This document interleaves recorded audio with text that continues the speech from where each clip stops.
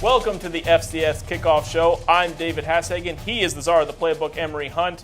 With just 2 weeks left before the field of 24 is revealed for the FCS playoffs, we have seen exactly 0 tickets punched through 11 weeks, and the parity of this FCS season is on full display. But that's not the only drama regarding the postseason, as we begin to see our 4-minute offense with the MEAC.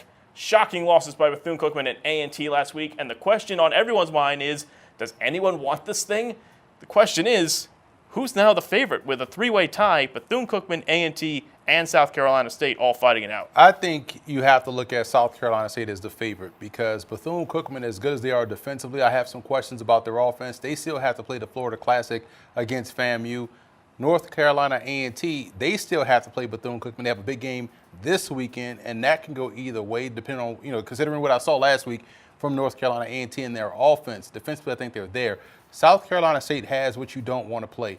They have a run game, they have a great defense, and now, we saw last week, an improving passing attack that you have to take seriously. So they're probably a little bit more balanced and a little bit more consistent. They're starting to play with confidence. I would say South Carolina State, but A&T is hard to discount, and we know Bethune is hard to discount with Coach Terry Sims and what he does down there with their program. FAMU can play spoiler as they still have the Florida Classic with Bethune-Cookman later on in the season. But this is going to be a dogfight down the stretch between Bulldogs, Wildcats, and Aggies. I can't wait to see it play out. Speaking of teams that might make the playoffs, a lot of talk has been talking about North Dakota in terms of the independent program, but there is a second independent program this year, and that is Merrimack, their first year in Division I.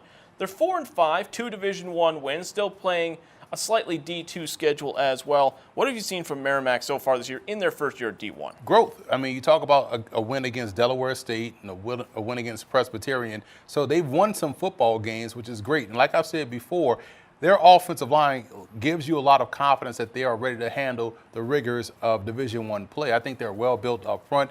They've won some games, and anytime you can get wins, whether it's D2 wins or FCS wins, whatever the case may be, you do find yourself building confidence, and I like that they're going in the right direction. I also think LIU is heading in the right direction as well, but Merrimack has been a surprise because of how they've carried over. They're winning from the NE10 over to the NEC technically, but they're independent, but they're going to be in the NEC. Now, LIU had a tougher schedule, in my opinion, so they've taken on more of a NEC-type schedule, so that's why you don't see them having the success that Merrimack has had, but I do like what I'm seeing from the Warriors. And we talked about the NEC. If you had told anybody that the game between Robert Morris and Central Connecticut State would have a big impact on who was going to the playoffs out of the NEC, you would have probably thought, okay, who is Duquesne playing this week? Well, no, it's Robert Morris, and they continue to shock this entire conference as well as the FCS. They defeated Duquesne handily last week with 7 turnovers on defense. This Robert Morris team has a chance this week to clinch their spot in the postseason out of nowhere. Yeah, absolutely. They've been doing a great job just building on what the foundation was laid by head coach Bernard Clark and what he has done since he's gotten there, recruiting, developing, and now they're performing. So you have those elements of a program being set in place.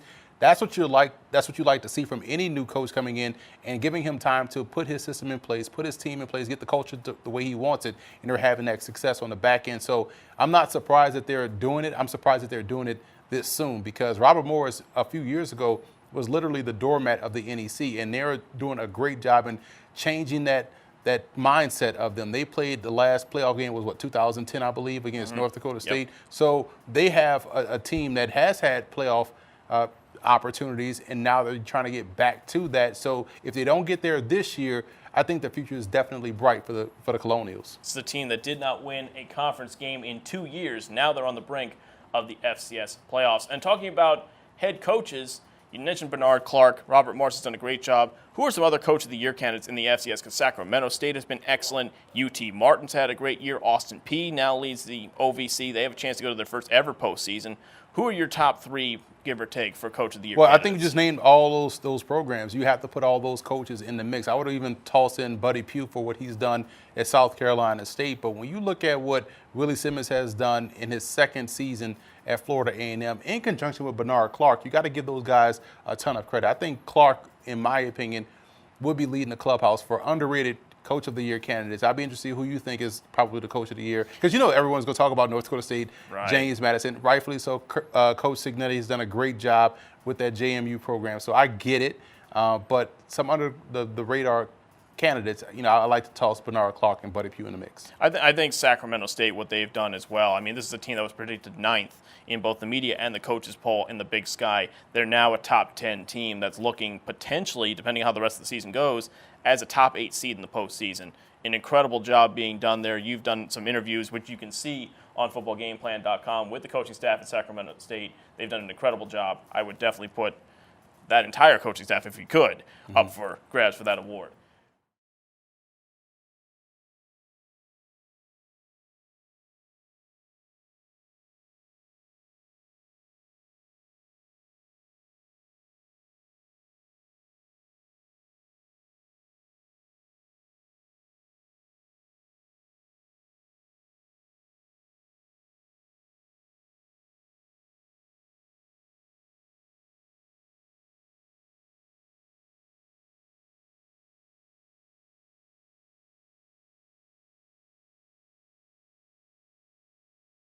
I'm Ike Abuchalam, and this is your football game plan Big Sky Conference whip around.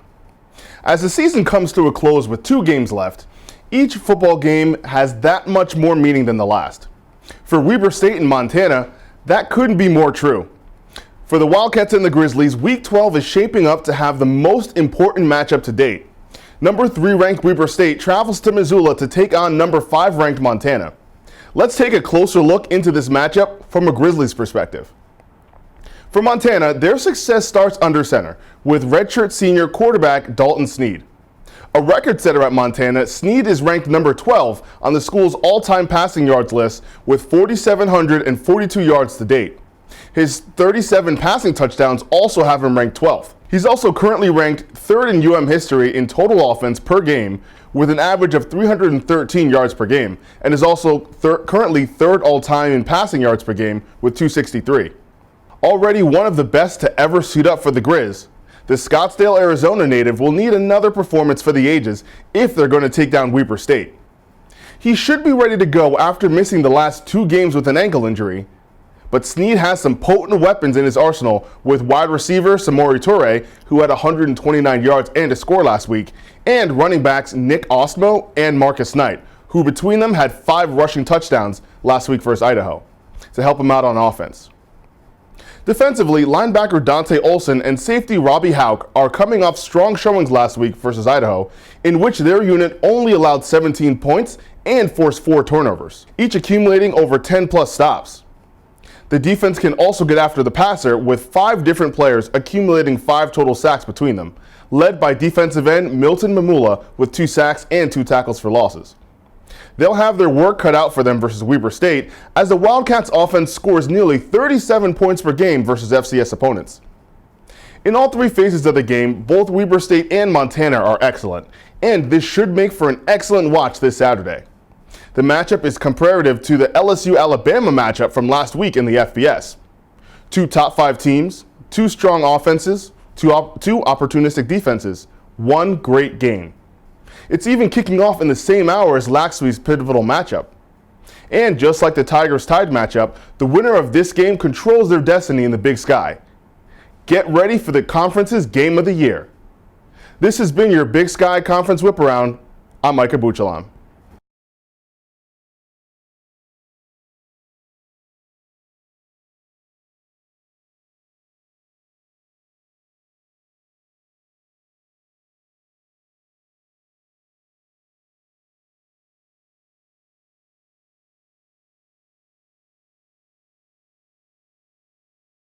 This weekend, the Presbyterian Blue Hose are playing their last game in Big South Conference play. Now, they were able to get their first victory of the season last weekend in an upset win against Gardner-Webb. Now, this year has been a tumultuous one for the Blue Hose. Haven't been playing really well on offense, but last week against Gardner-Webb, everything came together and they were able to get the win. Now, again, they're playing their last conference game in the Big South this weekend against Charleston Southern. It would be nice for them to go out with a bang and a nice victory to close out their campaign as a Big South member.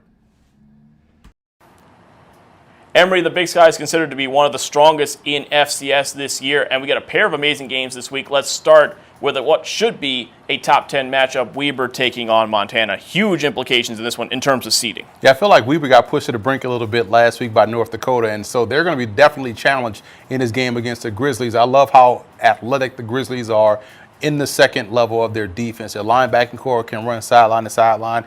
They're going to be asked to play more of a downhill game against that rushing attack of Weber State. And on offense, can they attack vertically down the field? I think there are some opportunities for these guys to have some success in the passing game. And I think because of their ability to throw the football and how athletic they are defensively, I do like them in the upset. I like Montana to knock off Weber State. The other big game this week is Montana State taking on UC Davis. Both of these teams have been left for dead basically by the media at certain points. Montana State lost back-to-back games. They've now won 2 in a row convincingly. They're right back into the conversation. As for UC Davis, they started the year with very high expectations. They were top 5 in the FCS preseason poll. They've kind of fallen off that. They had some bad losses, but now all of a sudden they're kind of creeping back into the playoff picture, and if they win this game, they could sneak in with 7 wins. Yeah, I don't think anyone is talking enough about Montana State. And UC Davis, yeah, they've been playing some good football as of late, but I still think they're kind of a mediocre team right now. They're along lines of Eastern Washington, in my opinion, in the Big Sky Conference. I know they had some tough battles, but you are what your record says you are. And right now, Montana State's record said they are pretty doggone good. Despite their 2 losses in a row, they jumped back on the winning streak with 2 more games. So I think they're primed to make a deep run heading into that Brawl of the Wild matchup at the end of the season. I like Montana State to win. The other game that's going to be huge is the game in the Big South. There's 2 of them that will decide pretty much the championship, and we start with the key game, and that is Monmouth taking on Campbell. Monmouth, of course, they got that huge win over Kennesaw 2 weeks ago. They had a little trouble at the end of the game with North Alabama, which, as Campbell found out a couple weeks ago, they're not a pushover.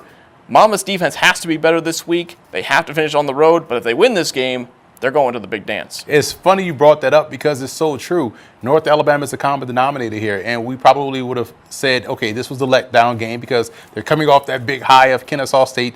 They took care of business against North Alabama. We saw Campbell couldn't take care of business. I thought they were looking a week ahead to that Kennesaw matchup, and that North Alabama game stumped them. This is a big game for Campbell, in my opinion, because if they win, they put themselves firmly back in the conversation for taking an at-large bid in the FCS playoffs. The difference in this matchup, you look at how strong Kenji Bahar is playing offensively at the position, true leader of the position, at the position. I think he's pushing himself further up that Peyton Award watch list, each and every week. I think Monmouth, once again, takes care of business, remains that focus that they had, and they'll win this game against Campbell. Well, one team that's going to be hoping that Campbell does win that game is Kennesaw. They've got an interesting matchup. They're at Hampton this week.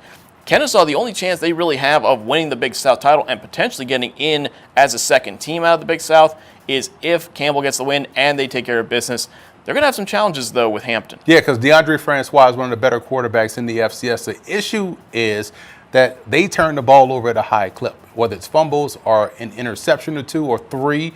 That can't happen against a team that holds the ball like Kennesaw State does. And I think because of their ability to strike quick and strike deep, we saw this against Charleston Southern. They had a nice lead in that ball game, but Charleston Southern came roaring back, pushed it into overtime, and won. Those turnovers cost them. I think it will rear its ugly head again against Kennesaw State. I do like the Owls. And it'll be interesting to see what Kennesaw does. They did lose their starting quarterback to injury last game. David went down with a shoulder injury. The question is, will he be back? They didn't lose a beat, though, against Campbell at the end of that game. In fact, they might have even played better. So the question is, who will start a quarterback for Kennesaw? But I think I agree with you. I think they take care of business against the Pirates.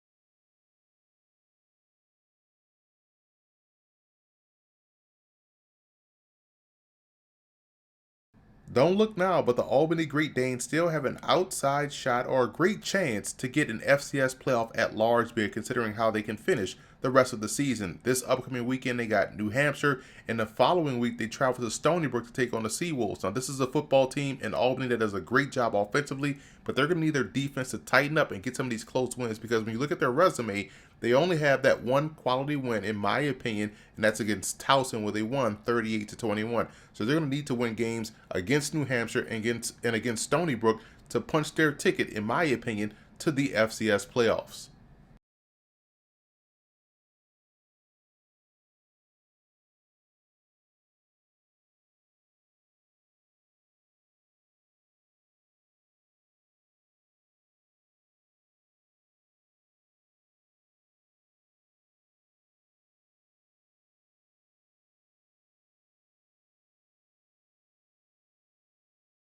How's it going out there? I'm Zachary Morgan here with your Ivy League Whip Around. There's a new king in the Ivy League after Dartmouth crushed Princeton 27-10.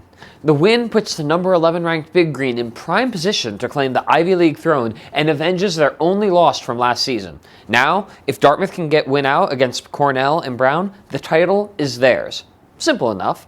But what happens if they don't? That's where it gets fun. The number 18 ranked Princeton Tigers will get their opportunity to bounce back this weekend against Yale. But the Elis are no joke, featuring a passing attack that ranks number 12 in the country and riding a 4-game winning streak into the match. While Princeton's defense has been strong this year, they have struggled against the pass, and this Yale team is certainly unafraid of slinging the ball around. If the Tigers can't shut down the Bulldogs' passing game, Princeton could be following up their 17-game win streak with back-to-back losses, with Yale getting their own piece of revenge and potentially reinserting themselves right in the Ivy League title race in the process. With Football Game Plan, I'm Zachary Morgan. I will see you next time. For this week, all eyes in the chaotic CAA will turn to Harrisonburg. JMU is all but locked into a top 2 seed in the FCS playoffs. Richmond has been the team that's been surging. They may need to win this game, though, in order to clinch a playoff spot. Huge game for both teams. Huge game for recruiting. JMU with a win can clinch the conference title. Richmond almost needs to win out. There's a lot of great football being played in the state of Virginia right now at all levels, FBS, FCS, and Division II. In this game, if you're Richmond, it's going to be about pressure. You're going to see one of the better offensive lines in the FCS. Maurice Jackson, the outstanding edge rusher for Richmond, has to make his presence felt. I like what they have on the back end. Daniel Jones is one of the better corners in this conference and does a great job in playing the ball. So between him and Brandon Feemster, I think those two defensive backs, they're tall, they're rangy, they do a great job of attacking. They're going to have to be big in the run game too, because JMU does a great job on both ends, but their run game, I think, is what sets the table. I don't think they have enough offense, in my opinion, to overcome the Dukes. I like James Madison. Just one game amongst the independent teams this week, and that is North Dakota. They dropped a nail-biter to Weber last week, which may have cost them a playoff spot despite having 3 top 25 wins this season. They have a very interesting matchup this week against Northern Colorado, a game they should win, but they may have to win it convincingly. Well, they're going to have to win it convincingly, and when you're facing a team that you want to blow out so hard, you can't really just go in there and be super aggressive, because that's when mistakes happen. That's how you end up with a Morgan State beating a North Carolina A&T. That's how you end up with those monumental upsets. So they're going to have to play their game. I do think they'll take care of business and knock out the Bears, but they have to be careful because Northern Colorado is a well-coached team, and they could be primed for an upset if North Dakota comes in over-aggressive. Let's move to the Ivy League now. Obviously, the big game last week was Princeton versus Dartmouth at Yankee Stadium. Dartmouth came out with the win. Their defense shut down the Princeton offense, who are still sitting at just 1 loss. If Dartmouth slips, they could get the title. But another team that might want to pounce is Yale. They only have 1 loss. This is a critical game between the Tigers and the Bulldogs. What gave Princeton problems against Dartmouth? The defense, right? Guess what Yale has? Defense. Yale also has the ability to run the football, and they also have one of the better quarterbacks in the Ivy League in Kurt Rollins. So I think this is another bad matchup for Princeton. I think Yale can win this ball game. I'm a big fan of Davidson, the quarterback, Kevin Davidson, the quarterback at Princeton. I love Colin Eady, the running back, speedy guy. Graham Adamitis is a tight end that is going to be playing on Sundays. We talk about tight end U. Princeton is definitely tight end U, but Princeton's defense is going to be tested by this run game. Zane Dudek is an outstanding tailback, as in addition to what they do throwing the football with Rollins, but defensively, Yale poses a lot of the same issues that Dartmouth did. I like the Bulldogs to win this one against Princeton.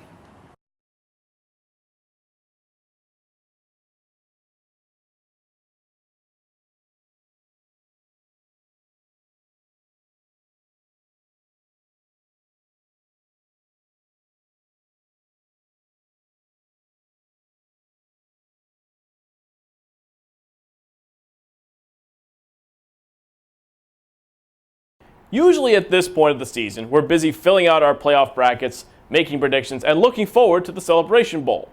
But the only question this year out of the MEAC is, quite frankly, does anyone even want to go to the Celebration Bowl? With FAMU ineligible for the postseason and shocking losses by A&T and Bethune-Cookman last week, there is now a three-way tie for second between the Aggies, Wildcats, and the South Carolina State Bulldogs. So now would be a good time to break down the scenarios. Despite a loss to Morgan State, North Carolina A&T still has the best odds of going to the Black National Championship, having already beaten South Carolina State. If they win against Bethune-Cookman, they will have a tiebreaker over both squads. Bethune-Cookman needs to win their matchup this week against the Aggies and then get a little help. While a win this week would be huge for the Wildcats, they still have a loss to South Carolina State hanging over their heads. They will need the Bulldogs to lose either to North Carolina Central or Norfolk State to go to Atlanta. As for South Carolina State, all Buddy Pugh's side can do is win and look for help. If A&T wins this week, the Bulldogs' chances will be gone. But if Bethune-Cookman knocks off the Aggies, South Carolina State will have to match Bethune-Cookman's results over the last 2 weeks to go to their first ever Celebration Bowl. And they say conferences that don't automatically qualify to the FCS playoffs are boring. That couldn't be any further from the truth. For the FCS Conference Whip Around, I'm David Hassagen.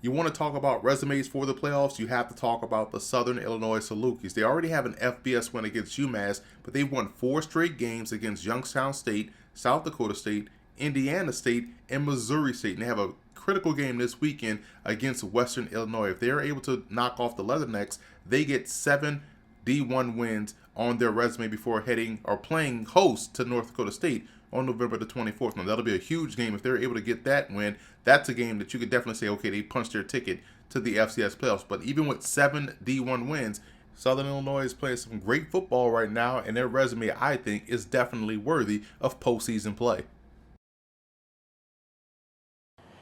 As we said at the top of the show, the MEAC is anyone's guess, but this week's game could end all the drama. Bethune-Cookman at North Carolina A&T, both coming off stinging upset losses this past week. How do we see this game playing out? We kind of previewed it before, but who do you think is going to win this one? The Aggies have to find a way to make sure Jermaine Martin gets rolling. He has quietly been shut down the last 2 games, if you look at it statistically. Now, he's already over 1,000 yards. He's first in that regard. He's averaging over 8.1 yards a carry. Now, that yards per carry is probably down to about 7.2, considering what happened last week against Morgan, but it's still very high. So they can run the football. I think their offensive line is really good. They're going to meet their match against Bethune's defensive front. Marcus Ford, one of the best defensive ends in the conference that can get after the quarterback. The problem is Bethune's offense will have to find ways to generate big plays. And if they can't get those big plays in the passing game, then they're going to have some issues. I think we'll see the Aggies get back on track and knock out the Wildcats. I like North Carolina A&T. Let's talk about the Missouri Valley, though, because now it's an intriguing matchup, this one. Northern Iowa taking on South Dakota State. South Dakota State slips down to number 8 now in the FCS stats poll. All of a sudden, they are fighting for their spot in terms of a bye in the first round.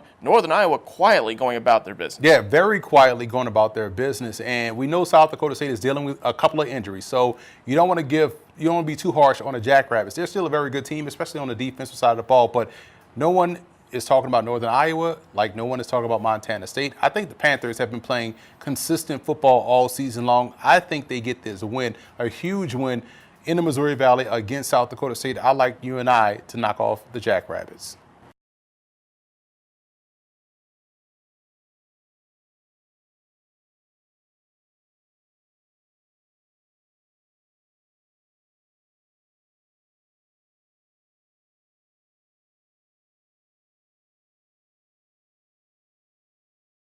Don't look now, but we have a huge shakeup in the NEC. The Colonials picked off the Dukes 4 times on Saturday and cruised to a 41-21 victory. With that one, the Colonials have won 5 straight, all against NEC competition, and are sitting at 5-0 in the conference. They're sit at the top of the conference with Central Connecticut State. This sets up an upcoming matchup between the Blue Devils and the Colonials. I know that I've been talking up the end of season matchup between the Blue Devils and Dukes, but apparently I'm not as smart as I've been telling people. Robert Morris has the weapons to make this year interesting. Terrence Stevens can be a beast, and the Colonials have been 6-2 after getting back Matthew Gonzalez. It's not going to be an easy task containing Blue Devils quarterback Aaron Winchester, who was just added to the Walter Payton watch list. Winchester ranks in the top 10 nationally in completion percentage, passing efficiency, passing yards per completion, passing yards per attempt, and rushing yards per carry. With the FCS Whip Around, I'm Scott Glennon.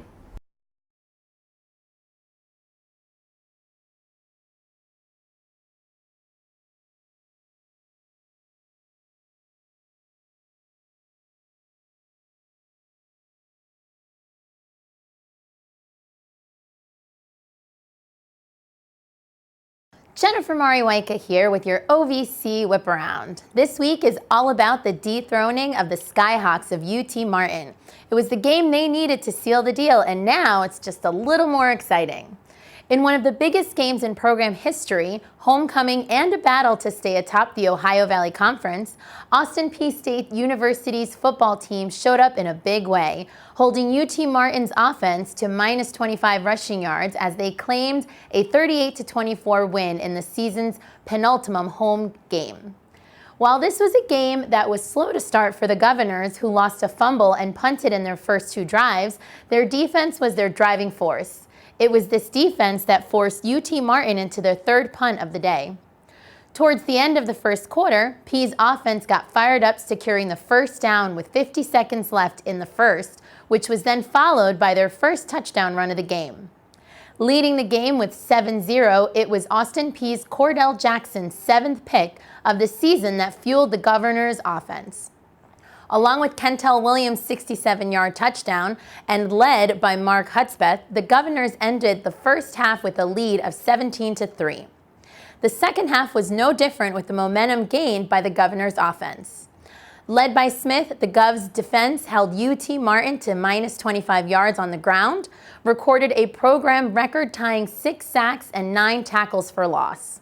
So it was no surprise Josephus Smith's was named OVC's Defensive Player of the Week. He had 3 tackles, all of which were for loss, and 2 of the 9 tackles of the game. The Govs' run defense had everyone's attention before the game, but they discovered a new level of dominance against the Skyhawks. With Saturday's win, the Govs gained even more control over their own destiny. They enter the season's final 2 weeks knowing if they defeat Murray State and Eastern Illinois, they win the OVC regular season title and an automatic bid to the FCS playoffs. I'm Jennifer Mariwaika, and I'll be seeing you around. If at the start of the year you had said Robert Morris versus Central Connecticut State would decide the NEC, I would have said you were crazy. But here we are. The Colonials' defense has been excellent, but so has Central Connecticut State. The Blue Devils' defense has gotten them to only 1 loss, and that was on a heartbreaker against an FBS opponent. They should be undefeated. Does Robert Morris pull off the miracle and get this win? They have an excellent opportunity. They have an NFL prospect in tight end Matthew Gonzalez, who's their #1 receiver. So if you're Central Connecticut State, you have to make sure they go to other targets. You take him away. You beat him up on the line of scrimmage. If they put him out in the slot, you bracket him. You make things tough for him to find success. Their defense is good enough to do that. They're very versatile and athletic on the back end. Offensively, no one's talking about how good they are up front. They are a great point of attack team. Their line of scrimmage play is excellent. I think Robert Morris is a year away.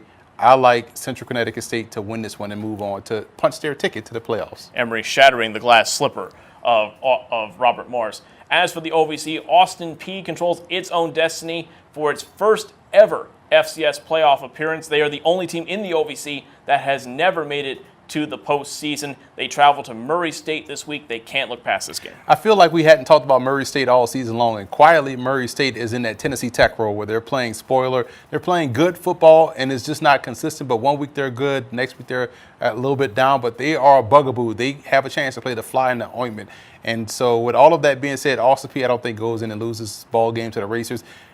You talk about a coach that's doing a great job. Mark Hudspeth has done a great job at Austin Peay. We know that situation where he came in after Will Healy left and went to Charlotte.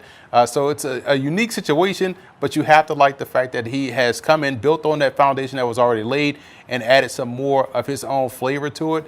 And I think that's going to be enough for them to get the win. I do like how they have a good 1-2 combo with their quarterback and running back. I like the Governors.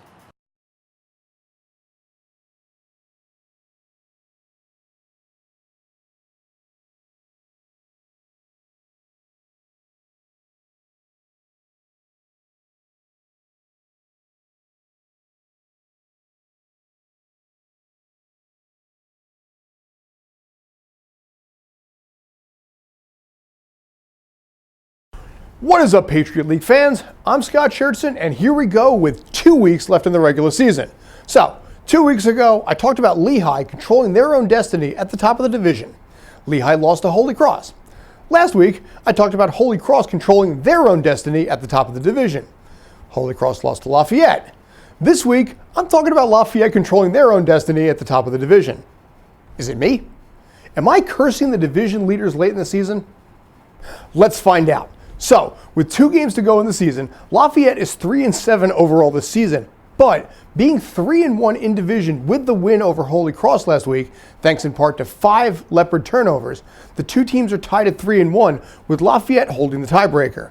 The Leopards this week take on a Colgate team that's got themselves a 2-game win streak after a 24-13 win against the Rams, thanks in part to a stingy 33 yards rushing and 1 rushing first down given up on defense. I bring this up because this might tie into a concern about running back Selwyn Simpson's ankle. He was troubled with ankle problems earlier in the season and had to limp off the field again the first half against Holy Cross, so it's going to be interesting to see how he handles this Saturday. The Leopard running game is not strong to begin with, but with Simpson out, that might be a huge factor. So, if that running game can't get going, it's going to fall on Keegan Shoemaker.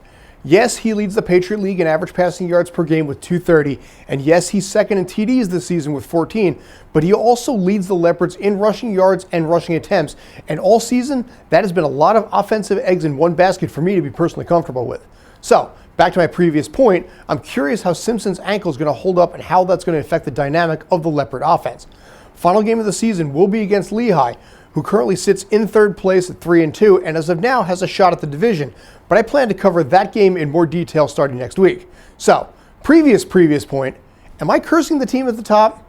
We'll find out this weekend. For FCS Whip Around, as always, I'm Scott Schertzen, and as always, stay awesome.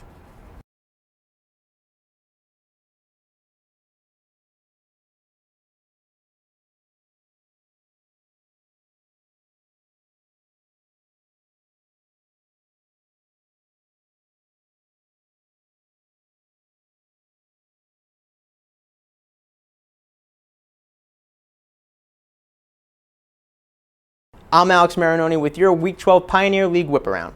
The conference appears to be just about wrapped up with San Diego's big win over Stetson, but the big story this week comes out of Dayton.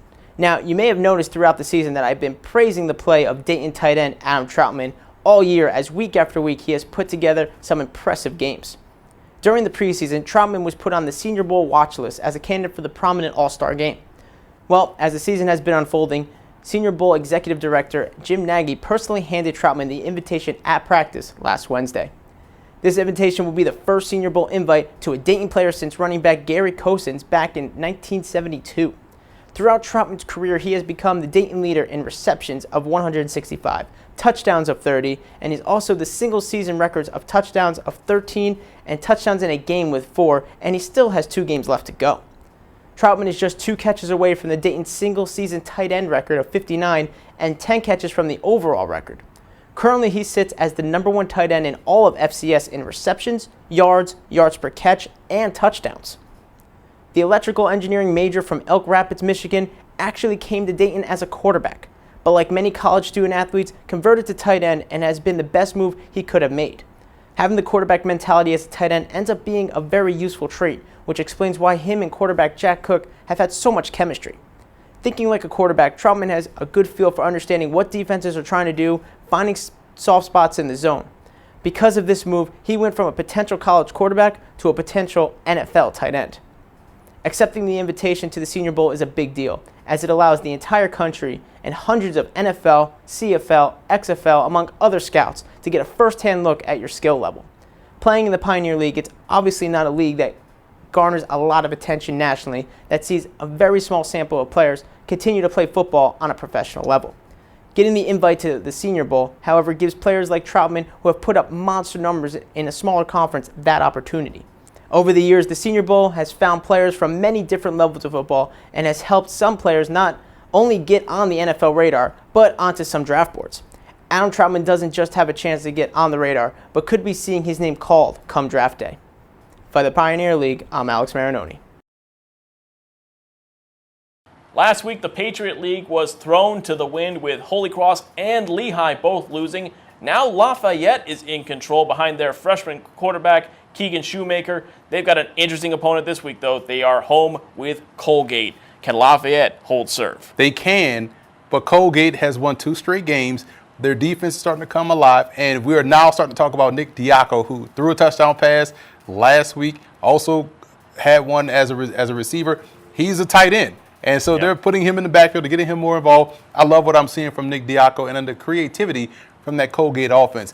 Lafayette, despite all of their issues early in the season, find themselves 3-1 right atop the Patriot League standings. I just think that Colgate, that resolve that we're starting to see from the Raiders football team and seeing what they've overcome since the offseason and has been well documented, but I like how Colgate is starting to respond. I think they'll get a win against Lafayette and make this thing very interesting. As for Holy Cross, they're looking to rebound. They had everything in their hands. They had all the momentum until last week when they lost in a heartbreaker. This time, though, they go to Fordham. They're playing in the Bronx. Fordham is much improved this year, especially on the offensive line. How does Holy Cross get back on track? I think this is an unsung game. You talk about Fordham and how competitive they've played all season long. Remember, they upset Richmond up there in the Bronx as well. So you're just not going to go to the Bronx and come out with a victory. So if you're Holy Cross, you really have to stay locked into what's going on with the run game. You stop the run. You put a lot of pressure on Fordham throwing the football, which means you put a lot of pressure on that offensive line, which means it plays right into your favor because your defensive front does a good job of applying pressure. I think they'll avoid the upset once again. They'll beat Fordham, but it'll be very tight because the Rams program, I think, like Lafayette, is a year behind or a year ahead of schedule or behind schedule. So a year ahead of schedule. They'll be better next year is what I'm trying to say. But I think Holy Cross wins on Saturday. Meanwhile, in the Pioneer League, San Diego has all but wrapped up the title. But as we said on the Opening Drive podcast, it's time for the Davidson game of the week. This time they take on Stetson. 2 teams, though, that have very, very good offenses, very diverse offenses. Davidson's running game will be on display. Yeah, glad you brought up the running game because Wesley Duggar is outstanding running the football. That offense does a great job in creating gaping holes for guys to run through. And it's because of the influence they do with their movement of their linemen, the backfield motions. All of that is to distract you, and while you're figuring out what's going on right in front of you, somebody's already 45 yards down the field streaking for a touchdown. I think that'll happen this game. Their defense has been the story. I know their offense is the headliner, but Davidson has been much better defensively. That defense will slow down Stetson.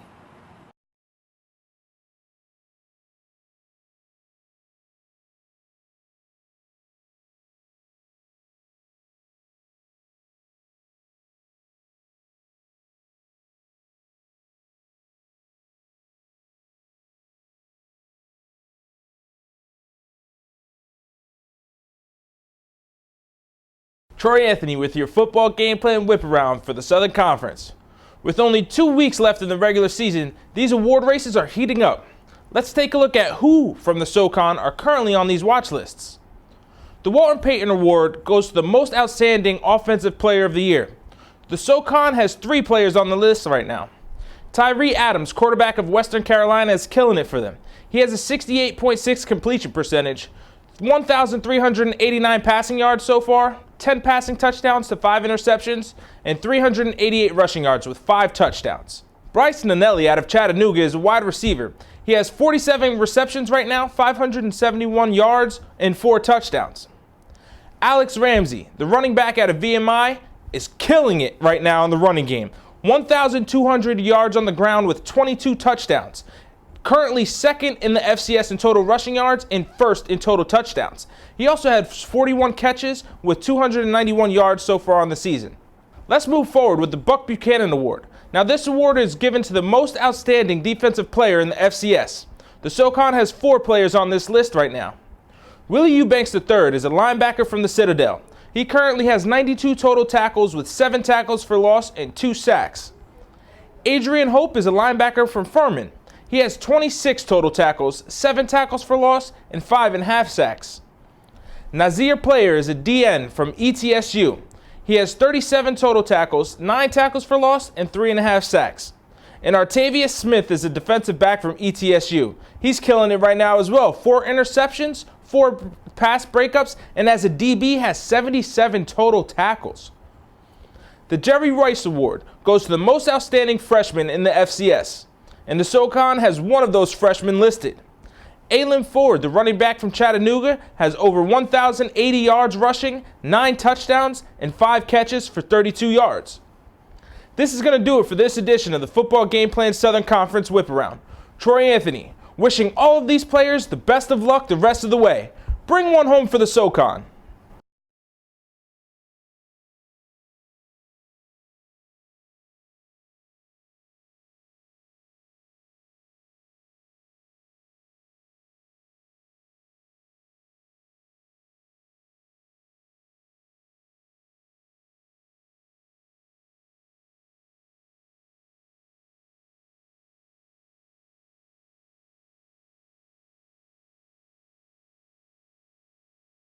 I'm Dan McGillicuddy for Football Game Plan and the Southland Conference Week 12 Whip Around.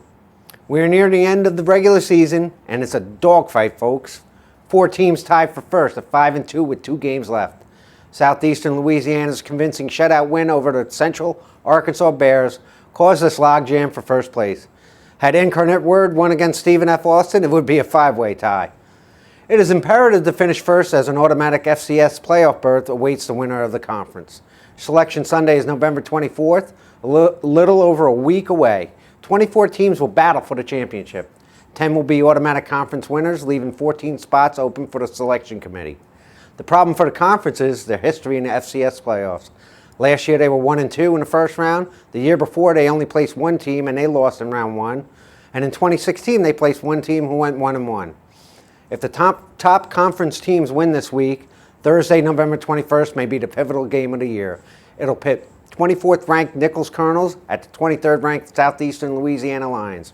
Personally, I feel the Lions are the most well-balanced team in the conference and are the front runners to win the conference. They are second in both scoring offense and defense. Standing in the Lions' way is reigning Conference Player of the Year, Colonels quarterback Chase Forcade. He isn't having as great a year as last year, but he's a dual-threat quarterback that defenses need to account for in both rushing and passing. With first place on the line, expect Chase to rise to the challenge, causing fits for the Lions D. Both teams face stiff challenges this week and need to win in order to set up a tremendous final week matchup. Nichols hosts McNeese while the Lions travel to Abilene Christian. These are not slam dunk wins. I'm expecting both Nichols and Southeastern to remain focused on the game in front of them. They're too good not to win these games. The matchup to watch this week is the second-ranked McNeese rushing D against the Nichols sophomore running back Julian Gums and the second-ranked rushing offense. Gums leads the conference in rushing, is averaging 5.3 yards per carry, has 14 rushing TDs and 1 receiving. McNeese has a stingy rush D, holding teams to 87 rushing yards per game. I believe the dual threat of Forcade and Gums will force McNeese to choose their poison, allowing Gums to continue his impressive season. He's a load, he's 230 pounds, and I expect the Colonels to feed him the rock, allowing him to wear down the McNeese D. It should be a close game, and the Colonels' home crowd should give them a boost. They should be focused on the task at hand and feed their horse, Gums, more than his average of 14 attempts per game. The Colonels should prevail, setting up a fantastic showdown to close the season.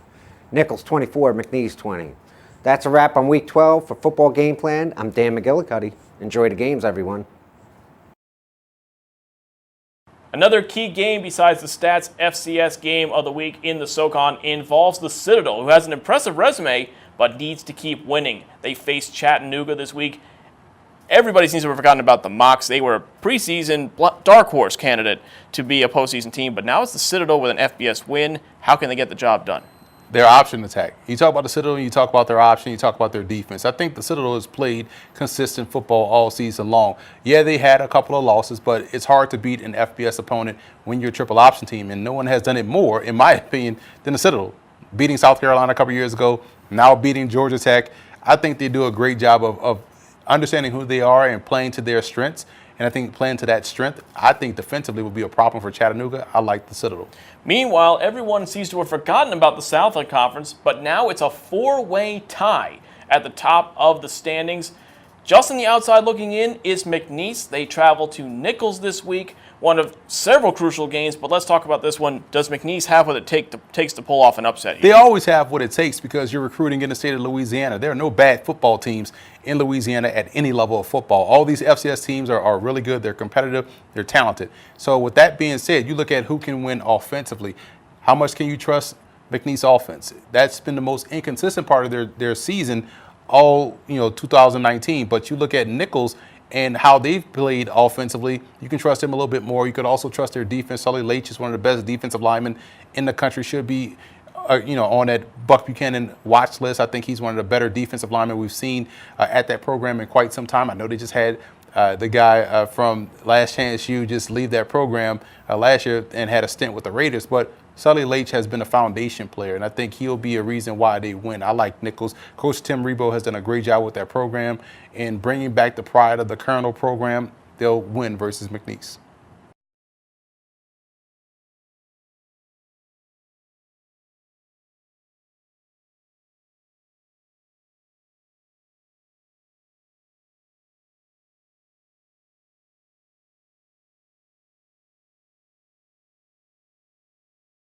For the first time since the split of college football divisions into the FBS and FCS levels back in the 1978 season, the Florida State football team is going to be facing an FCS team for the first time. That will actually matter, as the Seminoles look to remain unbeaten against lower level opponents. That team they will be facing is none other than one of the SWAC conference's hottest teams right now, the Alabama State Hornets. The FSU football team has faced tough opponents over the years, including the 2009 matchup versus Jacksonville State and Samford last season. Both games FSU nearly lost and pulled out late victories. This weekend's game versus Alabama State will be different for two different reasons. First and foremost, this is a different Alabama State football team than FSU thought they were getting when they agreed to play back in 2015. They are getting a 5-4 team from Montgomery that is coming into Tallahassee with an above 500 record at 5-4, with 2 games remaining while fighting to get to 6 wins and a winning season overall. This is Alabama State's Super Bowl, where you can pretty much guarantee that every single player on the Hornets roster wanted to play at a big school like FSU, but couldn't for different reasons, such as size, speed, etc. That makes this Hornets team very hungry and very dangerous. Second, and most importantly, this FSU football team has run out of chances to make mistakes, sitting at 5-5 on the season. This is a definition of a trap game versus Alabama State this Saturday, as some coaches, players, and fans might be looking a week in advance where the Seminoles will go to battle against a very good 8-2 Florida Gator team on November 30th. For the Hornets to represent the SWAC conference well and leave Tallahassee with a win, they will need to turn in the perfect football game. On paper, the Noles should win this game, and probably will, as long as they actually respect their opponent and don't overlook them just based on the fact that this is the lone game of the season where the Seminoles pay a lot of money for a sure win, and the FCS foe leaves with exposure and a lot of money for their facilities, as well as a great experience. With Alabama State sitting currently in second in the SWAC Eastern Division, this is a must-win to stay in contention and make some noise in a very tight standings race right now. I am very excited to see if FSU shows up or looks past a good Hornet team with their eyes set on the Gators in 2 weeks. There's only one way to find out, and that's to line up and play the game of football. I'm JJ Josephson, and that just about wraps up this week's SWAC Conference Whip Around. All of a sudden, the SWAC East is now up for grabs. Alcorn dropped a tight one to Grambling last week in overtime. Now this week is almost a decider as they host a high-powered Alabama A&M offense led by Akil Glass. This is going to be a huge game for Alcorn. It's going to be a huge game because now you have to worry about Akil Glass throwing the football downfield. Jordan Bentley, their outstanding tailback, is a dual-threat guy, so they're going to try to get him matched up on the linebacker and try to take advantage there. What I like about Alcorn, defense, and I know last week was an anomaly. They were in a defensive slugfest against Grambling. I think because of their defense, you always want to side with defense in a game versus a great offense. I like Alcorn to win this ball game and maintain that stranglehold they have right now on the SWAC East Division. Certainly going to be a great game to watch.